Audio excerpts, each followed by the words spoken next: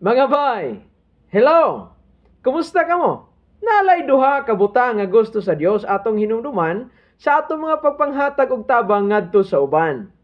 Una, gusto sa Dios nga dili ta mahimong dalo o hakog sa mga panalangin nga iyang gipakigbahin kanato. Og ang ikaduha, ang Dios dili gusto nga manghatag ta nga nagpakaron ingnon lang. Kana bang nagpakitang tao nga manggihatagon apan sa sulod sa dughan hilabihan di ay kabagulbulan. Ang Biblia nag-ingon sa ikaduhang Korinto 9 versikulo 7, kinahanglan nga manghatag ang matag usa sumala siyang gusto og dili magsubo o maghuna-huna nga gipugos siya. Kay ang Dios nahigugma sa malipayong naghatag. Kay gusto sa Dios nga sa atong paghatag ang atong kasing-kasing may pagmaya sa paghimaya diha niya. Daghang salamat mga bay, ug ang Dios magpanalangin.